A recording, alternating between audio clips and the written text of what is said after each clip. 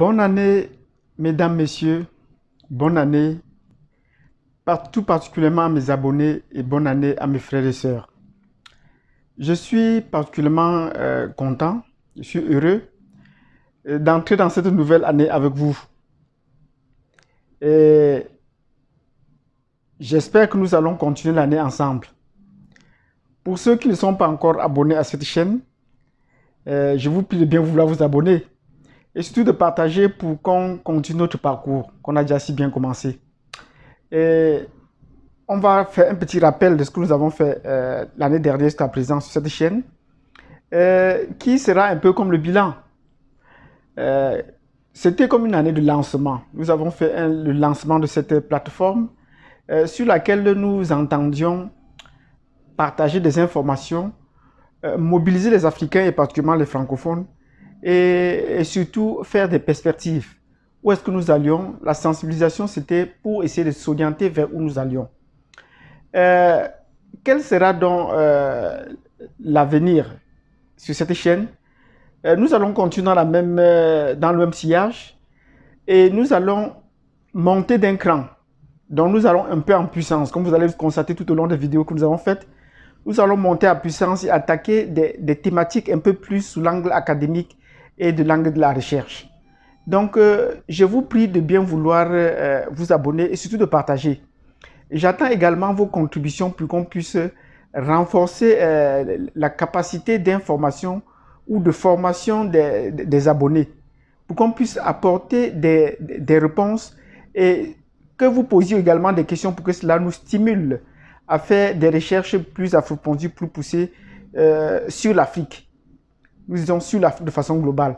Et même si nous allons de temps en temps attaquer des thématiques qui sont un peu extérieures de l'Afrique, mais ce serait toujours pour permettre de comprendre la dynamique qui a cours en Afrique et vers où est-ce qu'on va.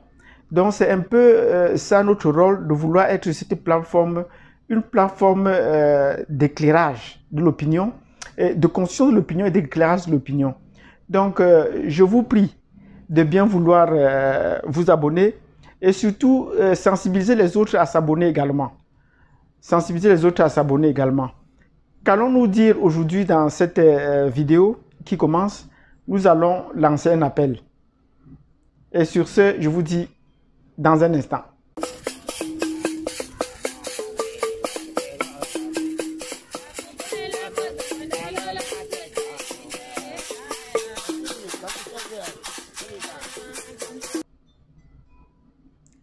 Bienvenue à la chaîne Asian African. Moi, c'est Basile, que vous connaissez déjà bien depuis peu, pour ceux qui suivent régulièrement cette chaîne. Et pour ceux qui vont me découvrir, sachez que je suis le présentateur régulier sur cette plateforme. Et nous avons déjà passé plusieurs mois à diffuser presque de façon quotidienne les informations sur cette plateforme. Nous parlions de l'actualité, évidemment, mais nous parlons également des questions, questions de recherche scientifique, des questions sur l'Afrique, des questions de raisonnement, des débats que nous avons lancés sur cette plateforme. Cette fois-ci, nous allons essayer de monter d'un cran. Nous allons essayer de monter d'un cran. Monter d'un cran signifie que nous allons essayer, non plus de jeter des informations à la volée, mais on va essayer de spécifier un thème et de l'approfondir. Choisir un angle d'approche et s'y focaliser avant d'ouvrir d'autres approches. Je prends un exemple. Dans une précédente vidéo, j'ai dit, j'ai mis pour thématique les raisons fondamentales pour lire une Bible, de posséder une Bible et de la lire. Et j'ai évoqué pour cela 3 raisons. Il y a d'abord la raison académique, il y a la raison religieuse et il y a une raison qui est spirituelle. Voilà les 3 raisons que nous avons évoquées. Dans cette vidéo, dont nous avons abordé la question de façon globale. Dans les prochaines vidéos, nous allons au courant de cette année aborder ces questions de façon spécifique. Je voudrais prendre l'exemple en disant que nous allons faire une émission par exemple sur les fondements académiques de la Bible, les fondements académiques de lecture de la Bible, les fondements scientifiques de lecture de la Bible. Pourquoi est-ce qu'il faut maîtriser la Bible? Vous ne pouvez pas vous dire étudiant, vous ne pouvez pas vous dire chercheur, vous ne pouvez pas vous dire enseignant et ne pas maîtriser la Bible. Cela peu importe si vous êtes croyant ou si vous êtes chrétien. Non, cela n'a pas de raison. Je le disais tantôt, Cheikh Anta Diop était un musulman, un fervent musulman pratiquant. Mais lorsqu'il faisait des débats scientifiques, il disait, quand il y a une question qui se pose et qui a trait à l'histoire et qui a trait peut-être à la science, il faut toujours revenir, je ne sais pas, aller à la source. Quels sont les premiers documents qui en ont fait état? Et le premier document qui en a fait état, c'est d'abord la Bible. Cheikh Anta Diop le disait, c'est d'abord la Bible. Il faut d'abord voir que dit la Bible sur cette question. Avant de pouvoir entamer maintenant la question sur le Coran, si vous pouvez lire le Coran, allez maintenant vers le Coran et voir, puisque la Bible est antérieure vraiment au Coran. Donc, les fondements académiques de la Bible sont nécessaires. Vous ne pouvez pas également, sur un plan bibliographique, faire de la recherche bibliographique sans avoir des bribes, même si vous n'allez pas citer la Bible, mais sans savoir ce qui est contenu dans la Bible. C'est important parce que c'est le document le plus ancien. Même si généralement dans les travaux aujourd'hui on le cite moins, mais il est important de savoir pour se faire une idée. Même si on ne doit pas le citer, mais il est important de savoir pour se faire une idée. C'est ce que nous allons faire au courant de cette année. Nous allons prendre une thématique, nous allons choisir un angle d'approche et nous allons mener le débat d'un bout à l'autre. Nous allons mener le débat d'un bout à l'autre. Nous attendons vos contributions. Vos contributions peuvent être l'apport des éléments nouveaux ou des contributions au débat, peuvent être également des questions. Les questionnements sont très importants. Les questionnements sont très importants en matière de recherche. Parfois, pour les jeunes chercheurs, on se dit qu'il est même plus important d'avoir de bons questionnements que d'apporter des réponses. Surtout dans la recherche théorique, dans la recherche académique. Donc, nous ne sommes pas dans la... Mais pour la recherche appliquée, c'est tout à fait normal que la réponse doit être plus importante que le questionnement. Mais pour la recherche académique, il est parfois... En fait, le questionnement est plus important que la réponse. Donc, nous entendons également que nos abonnés ou ceux qui nous visionnent fassent également des commentaires et des questionnements pour essayer d'approfondir la question. Donc, mon appel s'adresse, je lance cet appel à tous ceux qui me suivent de passage, je veux dire les visionneurs d'un moment, qu'ils s'abonnent déjà. Et je m'adresse particulièrement à mes abonnés, qu'ils posent des questions, qu'ils commentent, qu'ils argumentent, qu'ils soutiennent ou qu'ils rejettent, mais qu'ils expriment leur point de vue, qu'ils expriment à la limite leurs sentiments. C'est cela qui nous sera intéressant pour qu'on puisse ensemble construire l'opinion qui va essayer de nous mobiliser, de nous sensibiliser pour aller de l'avant.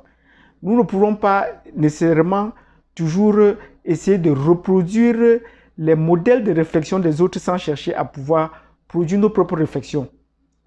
Donc sur cette plateforme, nous entendons être des producteurs pour cesser d'être des suiveurs. Nous voulons également être des leaders.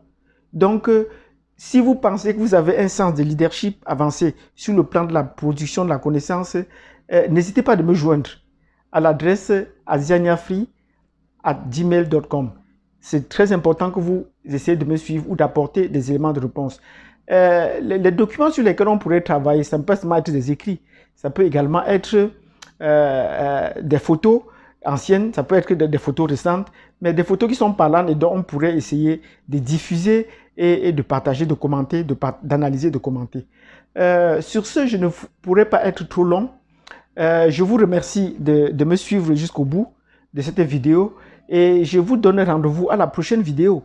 Je vous donne rendez-vous à la prochaine vidéo dans laquelle nous allons donc attaquer ou nous apaisantir sur une thématique particulière.